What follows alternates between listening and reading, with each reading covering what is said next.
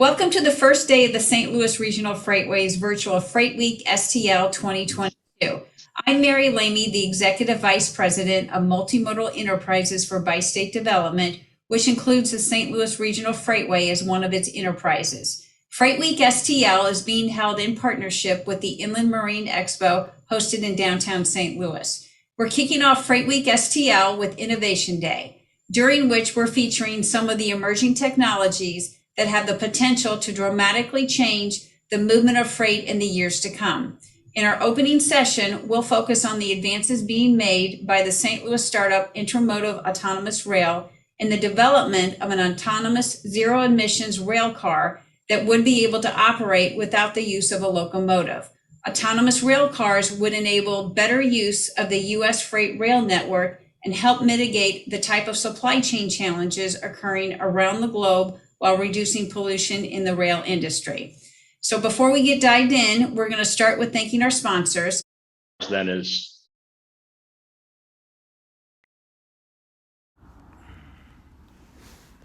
Call hello, Yahweh, Ba'ashem Yahushai, Ba'ashem Yahushai, Rachochadash. Let the elders that rule well be counted worthy of double honor, especially they who labor in the word and doctrine. Autonomous rail cars moving closer to reality. All right, we just saw exactly what's popping off, man, in St. Louis, right? United States news. But it doesn't matter where it's happening. It's the fact that it's happening. We know that's biblical prophecy. So let's get the scripts. This is Malak Dawadad, Psalm 14:1. The fool said in his heart, in his lob, there is no Yahweh Bashem Yashai power. And that is what Esau Edom, which is the biblical name for the so-called white man, is saying when he invents these things. There's this saying in the world, right? What is it? Actions speak louder than words, right? Someone could say, I love you with their words and then show you the complete opposite. Or someone could say, they don't say I love you, but they show you that they love you, right? Who actually loves you? So using that analogy, Esau, Edom, you're not going to get the whole nation of Esau on public TV saying, yeah, we don't believe in God, right? They're going to show it. So with these autonomous things, with the click of a button, you saw how that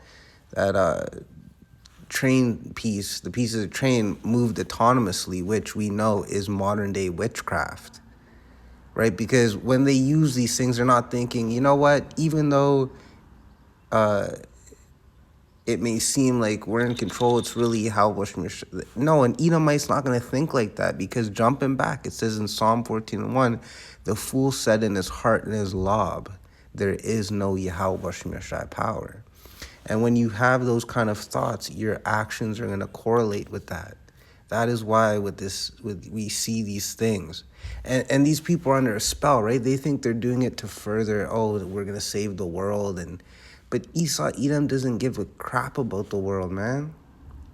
They're the wicked. Job 9:24. Why would a wicked ruler care about his kingdom? Right? We've seen it time and time again in the Bible. What happens to wicked kings? They've all been dealt with. They are corrupt. They have done abominable works, all right? Works that are contrary to the law, works that are contrary to the way that Yahweh Bashem Yahushai has prescribed. Why? Because they have said in their hearts, as a nation, there is no Yahweh Bashem Yahushai power. And their actions consistently prove that. That's why you just have to observe the biblical Edomites, right? And you can see that they move, they operate in ways that show that they really do not, they are truly rooted in carnality, in wickedness. There is none that doeth good, right? Boom. There is no such thing as a good Edomite. So any group teaching that Edomites can be saved, you're going against the scriptures. And if you add or subtract from the scriptures, you're going to be cut off. You're going to be destroyed. All right, so this is Psalm 10:4. Once again, Malak Dawadad.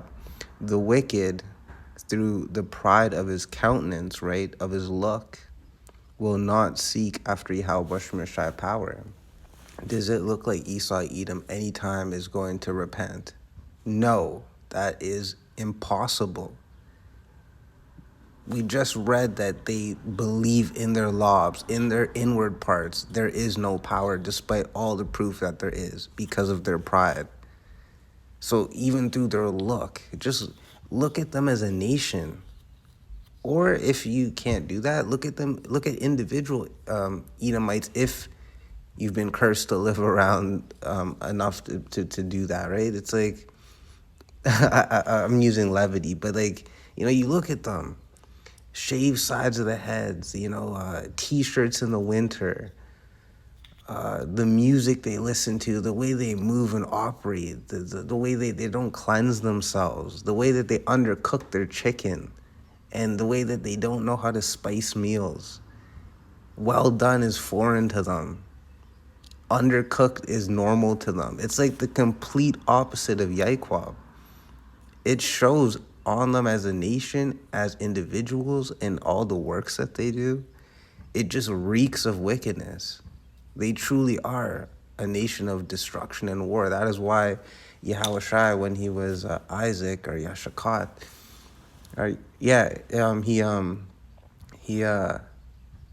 he gave them the blessing of the sword, which also, if you want to take it a little bit on a different level, he gave them the blessing of carnality. That is why when you look around, you see this is how they would picture heaven to be, which is our hell. It's not heaven at all. It is completely carnal. And then they want to set themselves up to be like the Most High, where you got to go to them for everything. That is why they want autonomous, so they can have control over everything. So at a push of the button, they could be like, you know what? I don't like the fact that Kim Jong got on train 2915. Shut that shit down. Or, you know what I mean? Off whim, off carnality, off emotion. No logic, no rooted in spirituality, just pure emotion and childishness. All right, continuing on in Psalm 10 and 4, will not seek after the Most High power, right? Because it's impossible for them to. They've been cut off. The Most High, Yahweh Shai power, is not in all his thoughts. And if Yahweh Shai is not in your inward parts, you're literally practically an Edomite. Even if you're in another nation, a heathen nation, or if you're 2/3 of our nation, Yasharallah, you are pretty much an honorary Edomite if Yahweh Shai is not in your thoughts.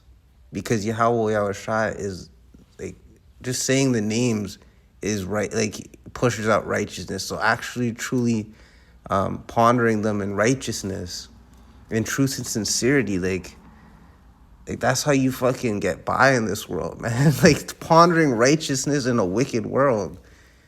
Thinking, how can I serve Yahweh Shai? How can I please him? How can I do better in the eyes of Yahweh Shai? In truth and sincerity, going in order, right? 1 Corinthians 14 and 40. Let everything be done decently order, right? Not having your righteousness misplaced, right? Not being someone that has the zeal but not according to knowledge. You want the zeal and the knowledge, right? But we know that's a gift from Yahweh Shai. That's why the best mindset to be in this truth is humble.